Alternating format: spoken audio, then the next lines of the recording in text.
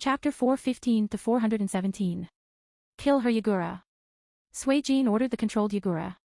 With Hiramakarei raised high, Yagura poured Sanbai's chakra in Hiramakarei, and when it was ready, he flickered forward and waved the sword.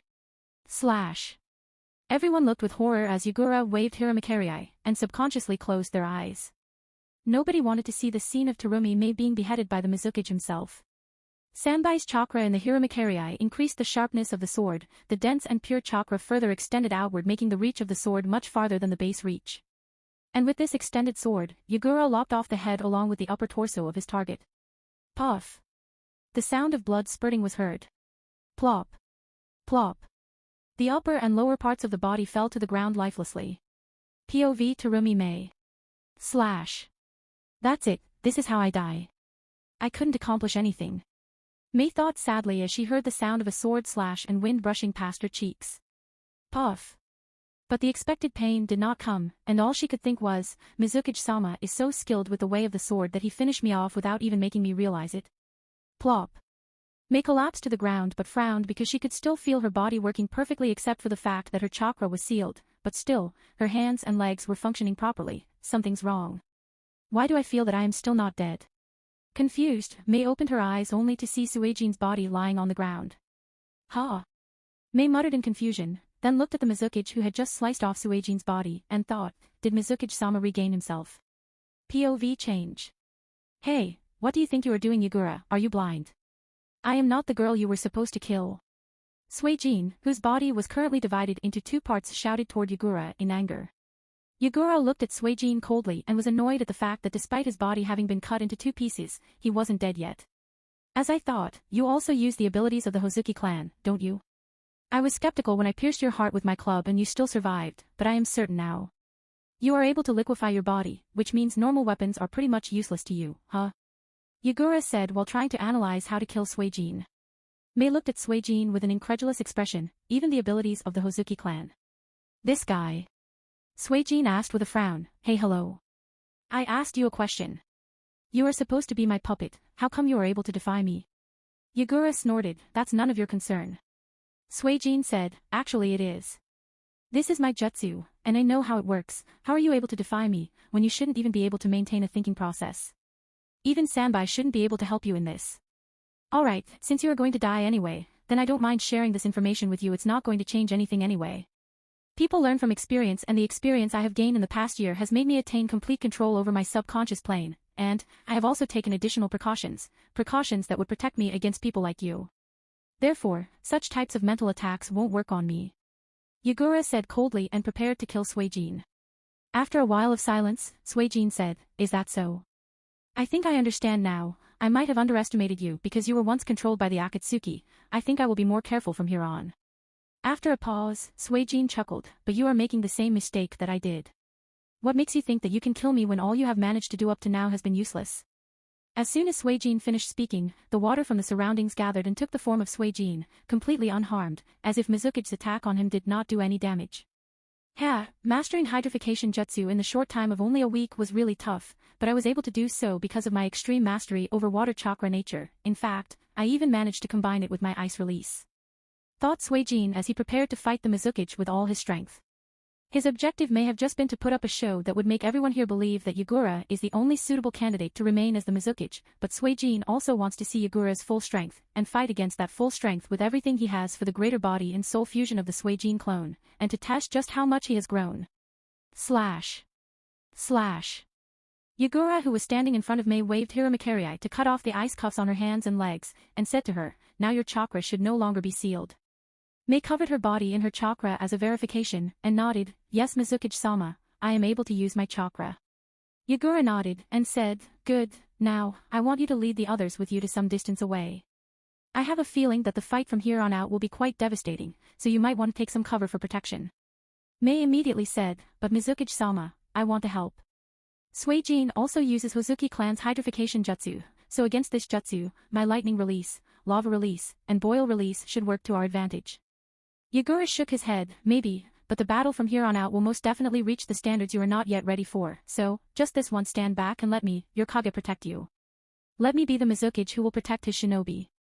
Mei bit her lower lip in frustration. She wanted to retort, but she knows that as Mizukage-sama said, her strength is indeed not enough to be part of the battle from here on out, but should she just watch from the side and do nothing?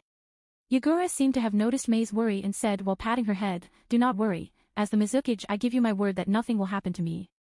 I have yet to redeem myself, therefore, I am not allowed to die until I pay for my sins." Mei shook her head, and said bitterly, "It wasn't your fault Mizukage-sama, it's the Akatsuki, and the Amitsukami." Yagura passed Hiramakerii to Mei, then turned around facing Suijin, and said to Mei, "Maybe that's true, but ultimately, it was my own weakness that led the village into what it has become now. I know I cannot undo what I have led the village into, but I must do everything in my power to not let the goals of people such as him come to fruition. So, trust me this once, I give you my word that I shall not fall here." Mei deeply into the eyes of Yagura, and his determination, then after a bit of silence, she nodded, "All right. I will do as you ordered, after all, a shinobi must follow the orders of their superiors." Then without waiting any longer, she used water clone jutsu to carry away the injured and unconscious shinobi. At the same time, the original her picked up the 2 parts of Hiramakerii and went away from the battlefield with Harasame, Chukichi, and Ao. Suijin didn't stop them, the objective is not to kill them, so obviously, he had no intention of stopping either of them from leaving here. With them gone, Suijin cracked his knuckles, and said, "Now then, show me what you can do Yagura, else this will all be for naught." Yagura nodded, he then directly transformed into the version 1 state of his bijou mode and rushed toward Suijin. Suijin smirked, directly starting with the version 1 bijou mode, are we? I have just the thing I want to use for situations like these. After speaking so, Suijin printed hand seals, and shouted, "Ice release secret technique, divine raiment." With Suijin's words, a large amount of water appeared out of the ground like a geyser, it engulfed Suijin in a high-pressured spherical wave and then started to freeze at an extremely high speed. An instant later, the frozen sphere of ice broke apart into countless ice particles and Suijin, who was now covered with an armor made out of ice, came into the sight of everyone. As soon as Suijin covered in armor made out of ice came into the sight of everyone, he extended his hand outward to meet the incoming punch of version 1 bijou mode of Yagura. Boom! A loud noise echoed in the surroundings, the ground beneath the 2 cracked, and high-pressure winds were generated by the resulting shock waves of the collision of 2 fists. Coral Palm Jutsu. With his fist colliding with Suijin's fighting for dominance, Yagura used his Coral Palm Jutsu in an attempt to bind Suijin and restrict his movements with a network of coral. Freezing Touch. Suijin was not about to be outdone by Yagura and used his Freezing Touch, a jutsu capable of instantly freezing anything at the slightest of touch. Chakra was poured into the 2 and the 2 jutsu collided. Coral Palm would continue to spread on Suijin, but the Freezing Touch would instantly freeze it and break it into countless particles of ice. And a taijutsu battle between Yagura and Suijin started. Boom. Boom. Boom boom boom boom boom. The power and the speed of the 2 were so strong that it was difficult for anyone to keep up with them. Each of their moves resulted in a shock wave, trees were broken or frozen, and cracks kept forming on the ground. Wherever Suijin passed from, ice covered the area, and wherever Yagura passed from he destroyed everything in sight. But no matter how much destruction was caused, then did not stop, and did not have any reason to stop. About half a kilometer away from the battlefield where Suijin and Yagura were fighting, the evacuated Kirigikure shinobi under the lead of Mei finally arrived here. While panting heavily, one of the Kirigikure shinobi asked, "Will we be safe here?" "Maybe," said Mei absent-mindedly as she looked at Suijin and Mizukage fighting in the distance. The current position of Mei and the others are at a higher altitude, therefore, they are able to clearly see the state of the battle between the 2, even if they are unable to keep up with the speed of the 2. The Shroud of Suijin used by Suijin surprised them, as they have never seen anything like that. Perhaps Reikage's lightning chakra mode falls closer to this Shroud of Ice, but seeing such a jutsu was new for them. Heki observed the battle between the 2, then asked Mei-sama, "Do you think Mizukage-sama will win?" "I don't know." Even if she did not want to admit it, the types of jutsu and power Suijin has surprised her, and she is really not sure whether Mizukage can win. Mizukage-sama seemed confident, perhaps he can win, perhaps he has something up his sleeve. As the battle continued on, everyone started to take note of the abilities of Suijin and tried thinking up the countermeasures they might be able to use, and any sign of weakness they can find. Obviously, they were discussing with each other and trying to find any situation if they can help Mizukage-sama defeat the enemy. Only Ao was a silent one, as he did not participate in any discussion. He may have been looking at the battle, but his mind was somewhere else. Boom boom boom boom. Smash. Explosion. Cough cough. Yagura, who was in the version 1 state, was repeatedly punched by Suijin and collided with a giant tree and coughed out blood. Frost has spread over his entire body, and the version 1 cloak was unable to keep up with Suijin. "Is that all you got? Is that all you the Mizukage, the perfect Jinchuriki of Sanbai, can do?" Suijin mocked. Cough. I am not done yet. Yagura shouted as he got up, then let out more of Sanbai's chakra. With Yagura's action, all the three tails of Sanbai sprouted, the density of Bijou chakra on Yagura increased several times, and he has without a doubt entered the version 2 state of the Bijou mode. Version 2, huh? Suijin, while still in the ice shroud, muttered, then said, "It looks like I will have to take it up a notch too if I want to keep up with you." Then Suijin again printed the hand seals, and shouted. Ice Release Secret Technique, Mode 2, True Absolute Armor of Okami. Whoosh. As soon as Suijin finished, the shroud of ice on him started to change, it expanded outward and became more solid, it changed shape from a simple shinobi armor to full body armor made out of ice. Translator's note, True Absolute Armor of Okami, takes the appearance of Invel Yura's True Ice Kamui from Fairy Tail. With both of them now powered up, they again rushed towards each other and again started a melee battle. This time their attacks produced louder sound waves and more impactful shock waves, the literal air current in the surroundings started to change, and a high-pressure zone was created. The damage done to the valley is also enormous, all signs of vegetation disappeared and only barren land covered in ice and water was left. The intensity of the battle increased to the battle between two Kage. As such, the Kirigikure shinobi watching the battle from a distance had no choice but to retreat farther away from the battlefield in order to not be swept away or get injured as the collateral damage. It did not take long for the rain to start, which started to freeze because of the cold temperature of Suijin's armor of Okami. The special thing about the armor of Okami was its instant repairability. No matter how much damage it suffered, it continued to repair itself using water from the surroundings and from Suijin's body, thus making it a very strong ninjutsu, and a very hard one to beat even for Yagura, who is in the version 2 Bijou mode.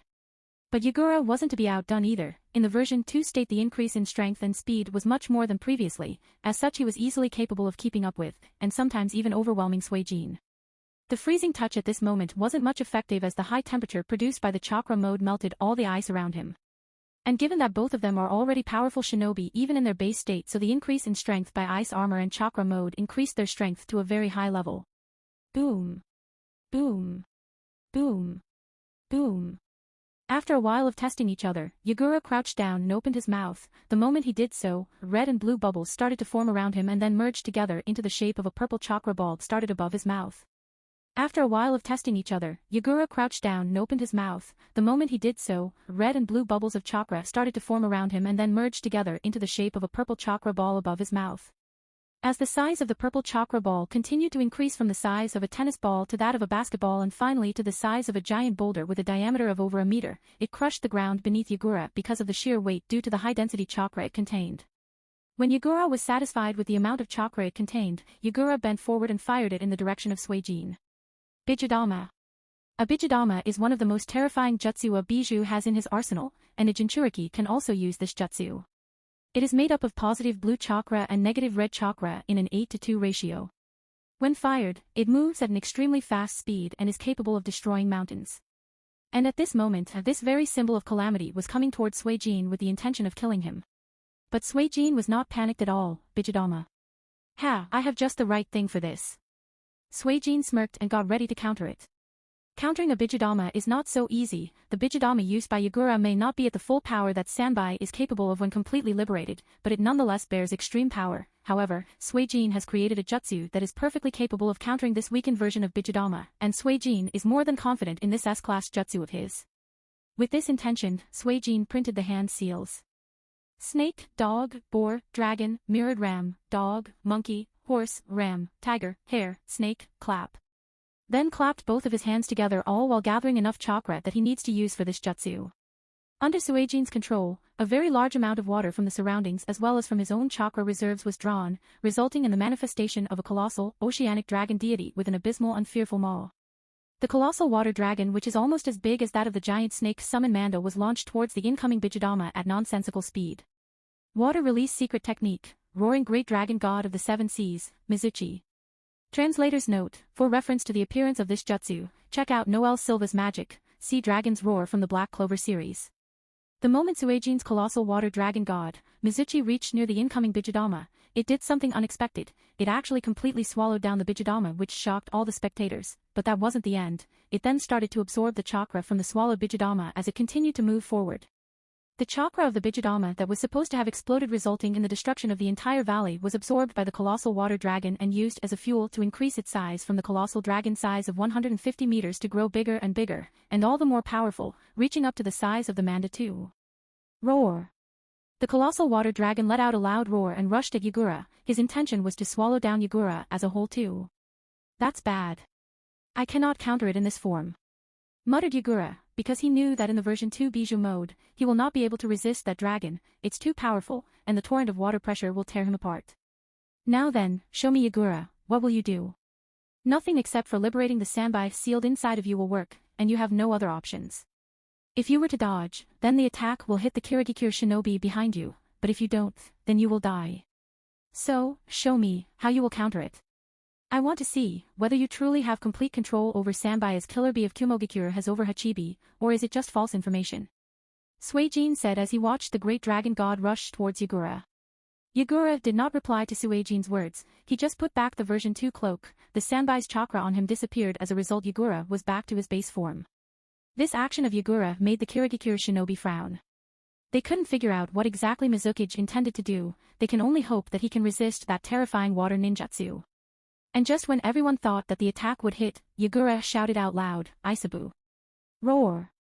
With a loud roar that again produced large shockwaves, Sandbai appeared on the battlefield and instantly covered Yagura inside its tortoiseshell.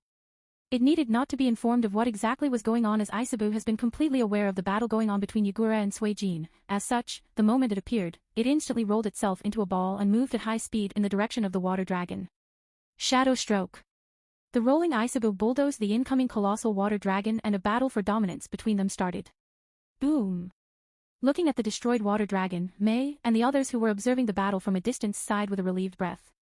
Just now when they saw that the water dragon even absorbed the terrifying Bijudama, they were really panicked. After all, they could feel that the jutsu used by the Mizuki was extremely strong, and yet it was proven to be ineffective against the water dragon jutsu of Suijin. Ao muttered with a shocked expression, just how strong is that guy? Even Mei had to nod her head. I never expected Mizuki-sama to be so strong, not to mention, Suijin of the Amatsukami has been able to keep up with him. Heki asked, but now that Mizuki-sama has revealed the Sandbai completely, he should be able to defeat Suijin. Right? Mei said while clenching her fist, Mizuki-sama must win. To think you were able to overpower even this jutsu. It appears that I must take things seriously now. Suijin said with a surprised tone. Yagura asked with an incredulous expression, do you still have something up your sleeve? Suijin nodded, of course, this is something I have come up with not long ago, although this form is not complete yet, however, I think I will give it a try. Yagura snorted, humph, no matter what you use, I will still kill you here. Suijin chuckled, don't be so sure, I think you are in for a rude awakening. With that said, Suijin thought, although Ryumyaku is still in the process of evolution, I think it would be fine to test the changes for some preliminary experimentation, so merging Ryumyaku with me and taking chakra from it for this new jutsu that I managed to acquire should be alright. And without waiting any longer, Suijin started. The first thing he did was to lift the Ryumyaku seal and allowed the Ryumyaku chakra to flow inside him. As Suijin felt the Ryumyaku chakra entering inside him, he also felt his consciousness inside his own subconscious plane. Suijin's subconscious plane. You are still not ready for the Sennin transformation, Suijin, said a young woman who appeared to be in her later teens to Suijin. The woman has chin-length blonde hair, along with a pair of purple horns on both sides of her head. She is wearing a sleeveless white and gray robe along with a golden tiara and tomo-shaped blue earrings. Suijin looked at the woman in front of him and said, I know Toyotamahime, as such, I want to try what I discussed with you the last time. I think it would work perfectly in this situation. Are you sure, Suijin? The woman, named Toyotamahime, asked again, for confirmation. Suijin nodded, yes, this is a good opportunity to test that form, since the fight with Karatachi Yagura is not a life and death battle, as such I want to test the limits of that form. Toyotama nodded after a bit of silence, but also added a warning, alright, but you do need to understand that if the natural energy in your system exceeds what your body can bear, it will damage you. I don't think I need to remind you of what happened the last time, right? It was only because Ichikishimahime sucked out all the natural energy out of your biological system in a timely manner that you managed to gain back your human form. And since you cannot summon her from the Ryuchi cave at this moment, therefore, you must show some restraint. Suijin nodded, I think it will be alright with your help, keep the natural energy in my body in check and make sure that I am not overloaded.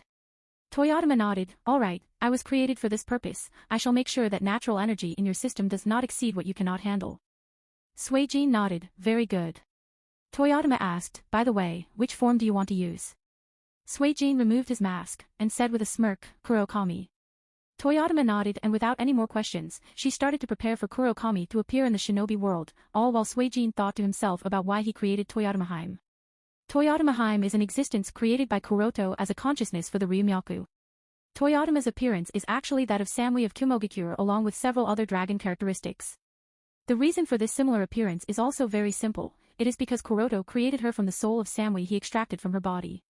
The purpose of creating Toyotamahime is also very simple. Over time Kuroto has come to understand that he needs to solve the problem of natural energy invasion, but he has been unable to learn Sennin mode, so solving the problem of petrification seems to have become a distant thought. But because he can't spare much effort because of the pressure of Akatsuki, especially Nagato, as such, he decided to give Ryumyaku intelligence. As such Samui, aka Toyotamahime, came into the picture.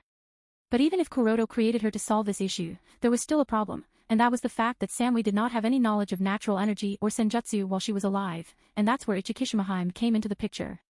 Ichikishimahime is one of the snake priestesses of the Ryuchi cave who is a direct subordinate of the White Snake Sage. Signing a summoning contract with her was rather easy. As a necessary condition for signing summon contract with her, Kuroto had to pass her Genjutsu test, and also agree to her condition by allowing her to sometimes eat some of his as well as Ryumyaku's chakra, both of which she found to be rather delicious because of their purity or high density of natural energy. Kuroto did not have any problem with her condition because having her as a summon solved quite a lot of problems, the advantages far outweighed the disadvantages for him, so he agreed. Of course, Kuroto made sure that Shisui used Koto Ematsukumi on her so that she keeps all her agreement with Kuroto a secret. This was done to avoid unnecessary trouble. In addition to her, Kuroto also signed a summoning contract with Aoda, another snake summon of the Ryuchi cave. Aoda is also a snake summon as powerful as Manda and Garaga. Ichikishimahime is no weaker than Aoda, as such Kuroto now has quite a good amount of collection of summon. Anyway, after Kuroto made Ichikishima a loyal snake summon, he extracted her memories regarding senjutsu, studied it himself, and also planted those memories along with a few others inside Samui, thus giving birth to Toyotamahime, who is well versed in snake senjutsu and snake sennin mode. And that's how we have come to this point. Translator's note, from here on out, Ryumyaku will be renamed to Toyotama/Toyotamahime. Back to the real world. After his conversation with Toyotama, Suijin clapped both his hands and allowed Toyotamahime to aid him. The moment Suijin clapped both of his hands together, the ice armor on his body disappeared. And Toyotama started to direct her chakra inside Suijin and controlled the flow of natural energy inside Suijin's body. With the flow of natural energy, Suijin's body started to change. To be more exact, it started to morph, from that of a human to something that wasn't a human. Initially, bluish-white scales started to emerge from his skin, then a pair of horns appeared on both sides of his head, the next moment a tail started to sprout behind his back, and even the shape and size of his two pair of limbs was altered along with the rest of his body soon following suit. Overall, when the transformation was completed, the size of his body changed and grew longer and longer. A pair of wings on both sides of the now elongated body appeared, in addition to a pair of golden horns on both sides of his head. One horn grew from his forehead, and his nose also elongated and sharpened akin to a blade. The new form appeared to be an eastern dragon, or perhaps more accurately a water and ice dragon, with bluish-white scales, and a pair of flippers like wings. He also had water coiling around his dragon body and a floating sea above his head. Roar!